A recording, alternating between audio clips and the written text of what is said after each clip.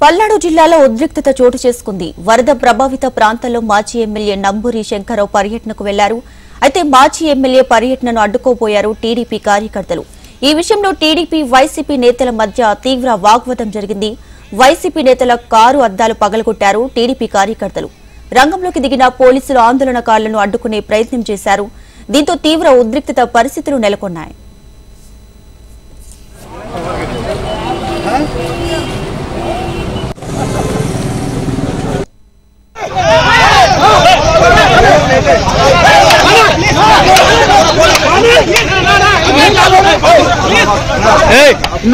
మేమే నాకు తెలుసు అని చెప్పి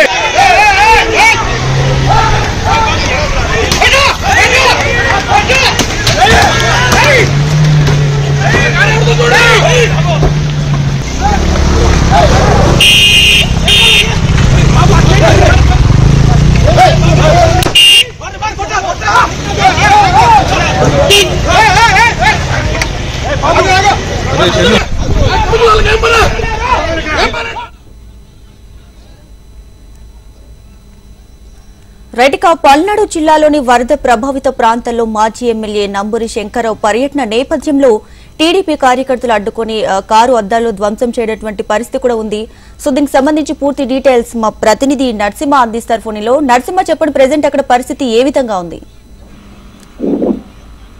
పల్నాడు జిల్లాను వరదలు ముంచెత్తాయి. ఈ నేపథ్యంలోనే పల్నాడు జిల్లాలోనే చదువుకోరపాడు నియోజకవర్గం ఈరోజు మాజీ ఎమ్మెల్యే నంబూరి శంకర్రావు పర్యటనకి రానున్నారు. ఆయన పర్యటన చేసి ఎవరితోనే వరద ప్రభావిత ప్రాంతాలు, వరద మునిగినటువంటి పంట పొలాలు కానీ, వరదలో కొన్ని ఇళ్లు మునిగిపోవటం కానీ వాళ్ళందరినీ కూడా పరామర్శించి ఆ పొలాలను కూడా పరిశీలించడానికి ఈరోజు మాజీ ఎమ్మెల్యే నంబూరి శంకర్రావు వస్తున్నారు. సో ఈ నేపథ్యంలోనే నంబూరి శంకర్రావు పర్యటనని అడ్డుకుంటామని, ఆయనకి నియోజకవర్గంలో పర్యటన చేసే అర్హత లేదంటూ కూడా టీడీపీ నేతలు ఈరోజు అడ్డుకునేందుకు ప్రయత్నం చేశారు. నంబూరి శంకర్రావు ఎటైతే వస్తున్నారో ఆయన గుంటూరు నుంచి అమరావతి వచ్చే రోడ్డు, తాడికొండ అడ్డ రోడ్డు కానీ, ఇటు రోడ్డు మార్గం ఏదైతే ఉందో 14 మైళ్ళు లేమల్ల వైకుంఠపురం అమరావతి వస్తారని చెప్పి సమాచారం ఉంది. ఈ నేపథ్యంలోనే 14 మైళ్ళు దగ్గర నంబూరి శంకర్రావు అనుచరులు ఎవరవుతున్నారో ఆయన టీడీపీ ఆయన వర్గీయులైనటువంటి వైసీపీ కార్యకర్తలు కానీ, నాయకులు కానీ ఇక్కడికి రావడం జరిగింది. మరోవైపు